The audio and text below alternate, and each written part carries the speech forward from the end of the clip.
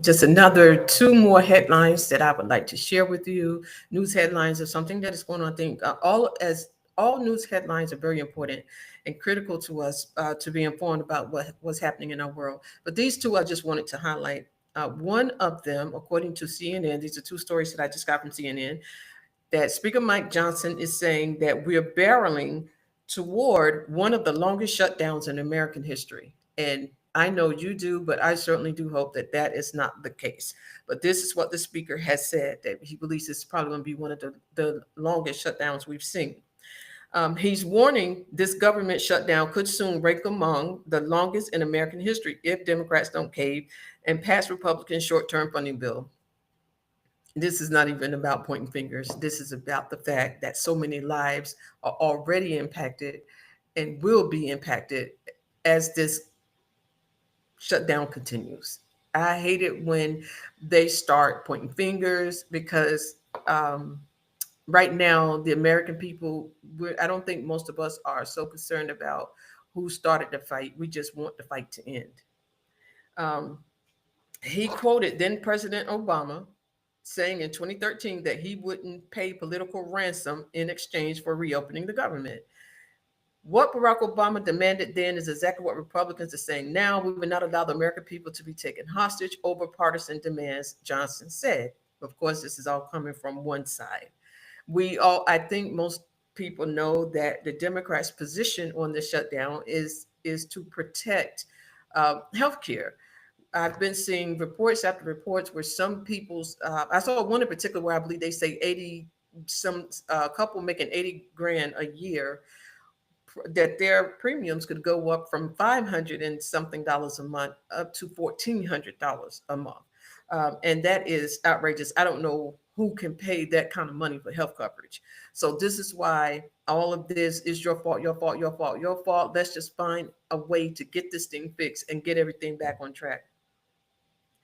The 2013 shutdown, which was largely driven by GOP demands about defunding the Affordable Health Care, lasted 16 days. Monday marks the shutdown's 13th day. So today is the 13th day of this current shutdown. The one that occurred in 2018, I believe, ended up being about 45 days. So I am hopeful and prayerful that we don't get to those great lengths, that it takes that long to come to a solution. With no apparent solution to the Democrats' demand to extend enhanced ACA subsidies ahead of the Senate's return on Tuesday, the stalemate would likely stretch on for several more days. Um, I don't see it happening. Personally, I don't see them coming to any kind of conclusion this week at all. I don't know about next week, but this week right here, I don't think it'll happen. Johnson defended his decision to keep members at home since September 19th, arguing House Republicans are doing some of their best work in the district. In the eye of the beholder.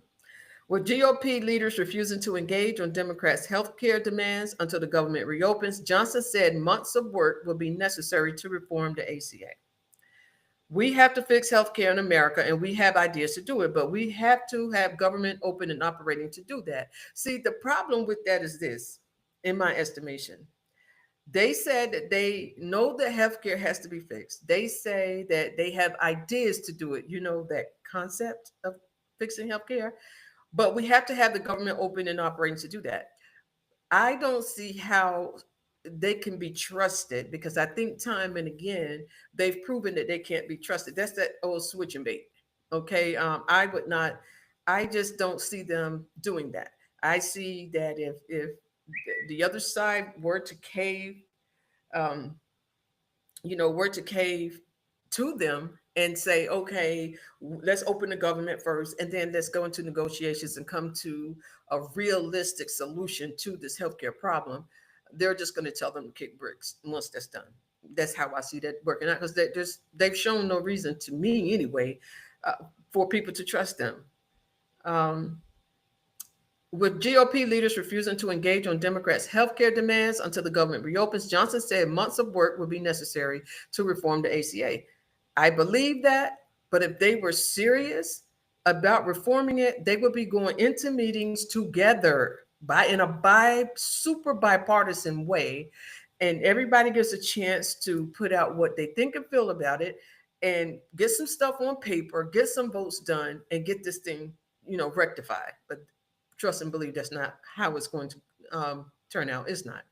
We have to fix healthcare in America, and we have ideas to do it, but we have to have our government open and operating to do that. President Trump will meet with his Ukrainian counterpart, Vladimir Zelensky, at the White House on Friday, according to a source familiar with the situation. The meeting comes after Trump said on Sunday he is considering telling Russian President Vladimir Putin that if the war in Ukraine doesn't end, he will allow shipments of long range Tomahawk missiles to Kyiv. The missiles would then allow Ukraine to penetrate deep into Russian territory. We'll see how that one turns out. Trump and Zelensky discussed the Tomahawks in two separate phone calls this weekend.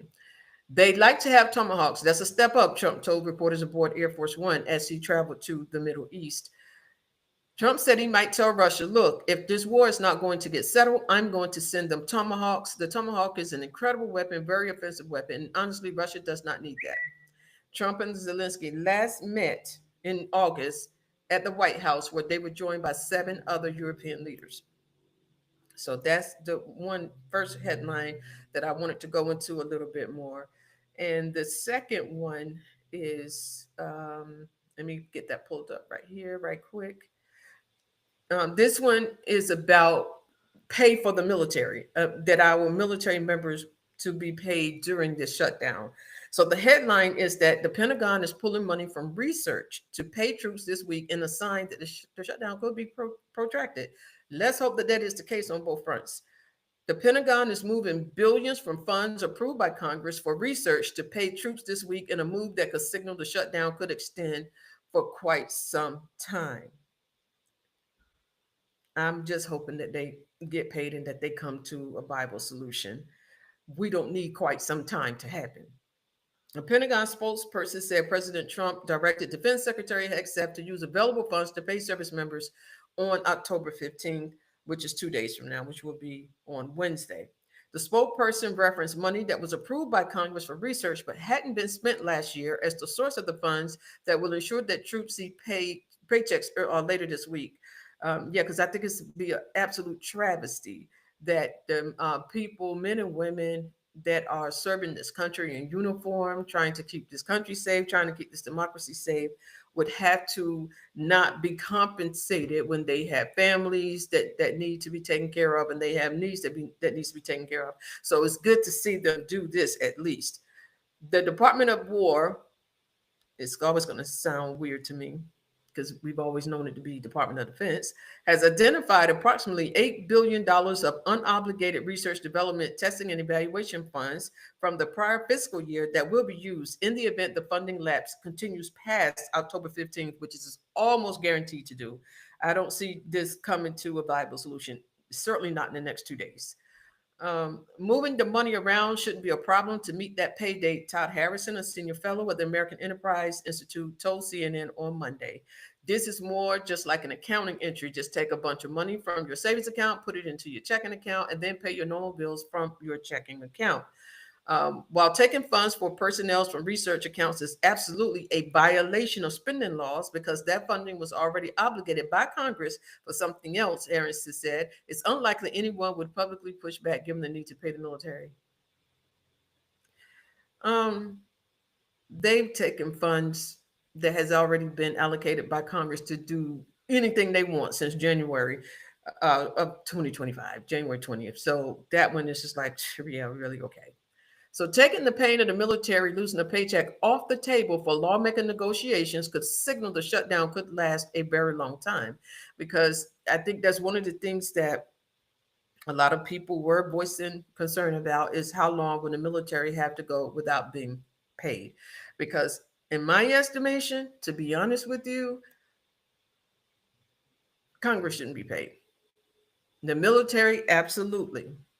But those people who are responsible for legislation, those that are responsible for the funding in this country, that are sitting on their hands, yelling at each other across the aisle, running, before cameras and microphones to point fingers and blame the other side, those are the people in this country that should not be compensated during this time until they get it together. So those were two major ones that I just saw. And I do this third one real quick, and then I'm going to end that. Um, this is about the education department and the layoffs that have hit them. And it has come by way of the special education staff. The Department of Education has cut nearly all of its staff that handle special education as part of the mass layoffs. Multiple sources within the agency tell CNN. The department's layoffs largely hit the Office of Special Education and Rehabilitative Services, with the exception of a small contingent of mainly top officials, the sources told CNN. The office supports programs that serves millions of children, youth, and adults with disabilities nationwide. Despite extensive efforts to minimize impact on employees and programs during the ongoing government shutdown, the continued lapse in funding has made it necessary to implement the RIF, which is reduction in force.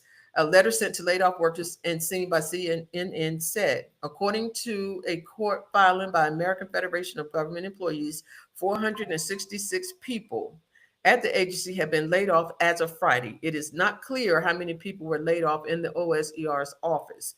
A Department of Education spokesperson told CNN that some of their employees will be impacted, but would not answer specifics about how many would be affected overall.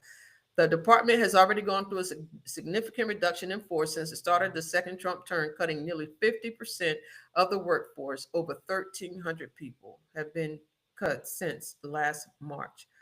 And so that latest headline regards the layoffs at the education department. It has hit the education staff. So that one is a little sad to me. It's just terrible that education has to keep, taking these hits, especially our children with special needs.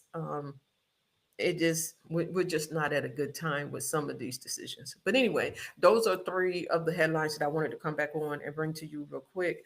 And if I see anything else that I believe needs our attention, then I would certainly come on and share that with you too. In the meantime, if you have a voice, don't be afraid to use it. We'll talk to you again soon. All right.